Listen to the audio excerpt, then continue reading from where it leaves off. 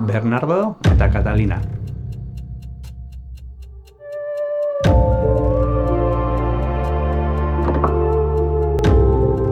Ala bazan edo ez bazan, entzun dadila naiz irratian. Baziren bi anai, bizkiak ziren, eta beti entzun da zukaten 11 urte betetzerakoan opari berezi bat jaso behar zutela, eta justu zen bere urte betetzearen bezperaguna. Ta orduan, amaren gana joan ziren, eta esan ziren.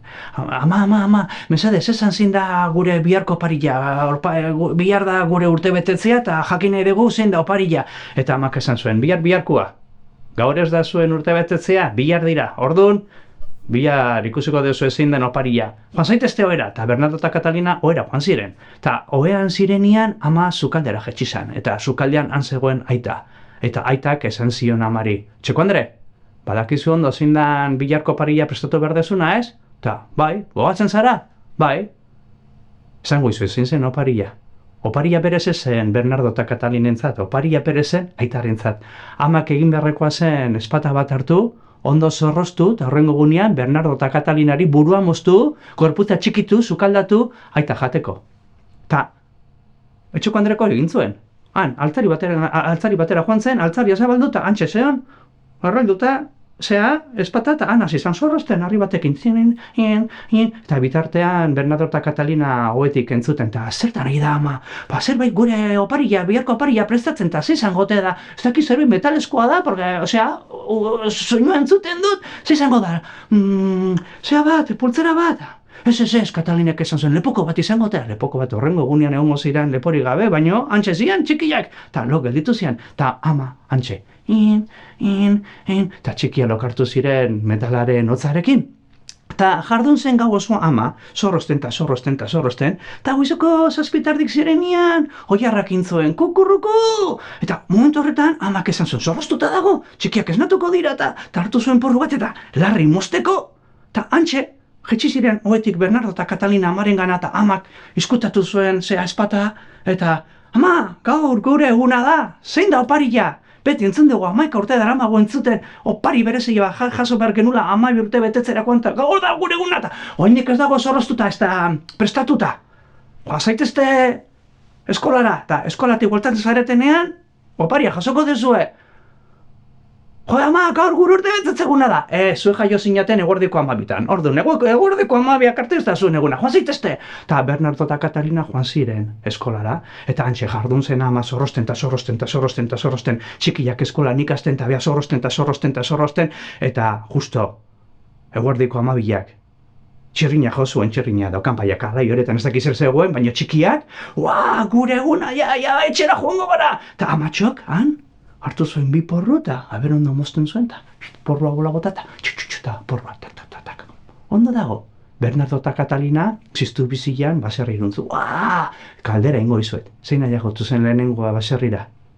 Hola esaten ziatenek, behintzat ipuina kontatzen ziadatenian. Zein, Bernardo ala Catalina? Lehenengo llegatu zena? Bernardo izan zen, bun! Ama! Zein da gure oparilla? Ta ama iskutatu eta antxe espata. Zure oparilla? Handago, pasillo bukaeran, armario barruan, eta zein da oparilla? Baso batezne, ze goxoa, eta Bernardo gixagoa, ara joan zan, altzaria zabaldu eta dana ilun. Ama, hemen ez dago esnerik, eta amak esan zion, sartu gehiago burua.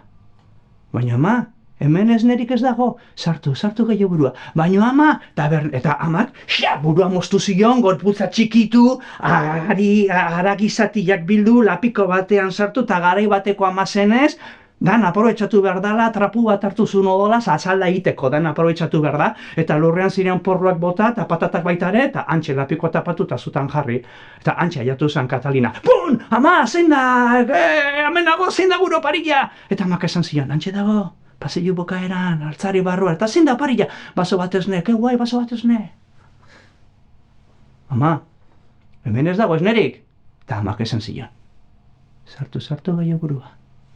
Baina, ama, hemen esnerik ez dago, sartu gehiago burua, eta kendu pixka bat ikia, mesedez. Eta ama, espatu ala zukanian, eta Catalina hola zegoenian, ama, espata jizteak zegoenian, Catalinari usain goxoa sartu zitzaion, zudur zulotik, eta, ama, Baskari berezia prestatu dezu, eta gure gixajua sukaldera joan da, eta antxe lapikoa zabaldu eta zikusi du, han sukaldatuta bere anaia patata karten eta porru karten begi bat emendik behatza bat mendu, eta zer dau? Eta ama jonzitzaion, eta lapikoa tapatuta. Gure sekretu ikusi dezu. Aita eta ama zorgina eta aztiagara, eta bai, nik hildu, eta, Bernardo, zure aitak jan behar dula, eta hoin zu, zorgina birtu behar zara, eta zorgin txintxoa izan behar zara, hartu lapikoa anaiarekin, eta eraman aitari. Aita handago mendian, ardiekin, aita jandezalata. Antxe, Katalina negarrez hartu zuen lapikoa eta nera naia zukaldatuta. Usain goxua ateratzen zanta, batzutan horretzen zuen. Ezin dut, eta aurrera joan zenan malda gora tipitapa, eta malda erdian, ipuinetan gertatzen da bezala, amon bat agertu zen. Eta amonak esan zion, Katalina, nola dakizun ere izena? Ipuin bada. Zer dara mazu lapiko barruan? Nera naia zukaldatuta, aitak amak hilduta, aitak jateko, gogoratu. Aitak jaten duenean, ezurrak lurrera botako ditu. Zu jaso bertituzu berak botatako ezur guztiak. Eta azken ezurra jasoten dezunean, aitak esango dizu. Zer egiten dezu? Eta zuk esan behar diozu, ezurrak biltzen jolasteko sorgin gazte bat naiz, Eta behin bildutak daudenean, joan zaitez baserrira. Eta antxe baratzan zulo batekin, bota ezurrak eta lurra eman.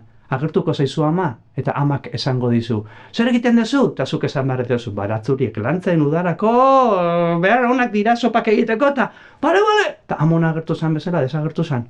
Katalina ziztu bizian, aitaren gana, han zegoen, aita ardi artean, eta aita hartu janeria, Bernardo, bazen garaia, 12 urte pentsatzen, hor hartu zuen esku bat, eta zurrak lurrera, eta bitartean Katalina jasoten, esku bat! Gehien gustatzen zaidan mokoa doa! Begila zan. Eta hola egin zuen, ezurra bota, Katalina bildu. Zer egiten dezu? Zurrak biltzen, jolasteko zorkin gazte bat naiz eta oso ondo, joan zaitez etxera. Eta Katalina korrika jetxi zen etxera, eta zeak, amonak esan zuen bezala, zulo bat egin zuen baratza, normaren aldamenean, ezurrak bota, lurra eman, eta ama agertu zen. Zer egiten dezu? Baratzuriak lantzen udarako, sopa iteko eta honak dira, oso ondo, guazen oera! Eta joan ziren. Baina horrengo gunean, ez eta asmatu ze jaio zen, ezurrak landatutako tokian. Zuaitz bat, zagarondo bat, eta zagarondoren gainean, adar baten gainean eserita Bernardo, eta Bernardok eskuan zeukan, esku baten zeukan laranja, eta bestia ezpata, hola. Eta justu agertu zen aita, eta, zer da, baina, Bernardo, laranja goxi hori emango diozu zure aitari? Bai hartu, baina aldez aurretik, 3 aldiz egin beharko dezu salto Espainia ezpata gainetik, eta aitak intzuen 1, 2, eta 3. saltoan txuaz, aita txispun. Han agertu zen ama eta, Bernardo, zer laranja goxo dakazu eskuan, emango diozu amari? Eta, esan zion, bai, hartu, baina aldez aurretik, 3 aldiz egin beharko dezu salto ezpata gainetik, eta amak 1, 2, eta 3. xaz, aita ama hila baita ere. Eta han agertu zen Katalina eta... Bernardo, laranja goxo hori emango diozu arrebari? Bai, zuri bai, arreba hona zarata. Baina aldez aurretik 3 aldiz egin beharko dezu salto ezpata gainetik. Eta Katalinak, 1, 2, eta bukaera ez dizuko, 1, 2, eta 3. Bernardok ezpata altzatu zuen, eta zaten dute han bizi direla elkarrekin lasai. Eta alabazan ederbazan, zardadillak alabazan, eta gerdadilla, nahi dezuen herriko plazan.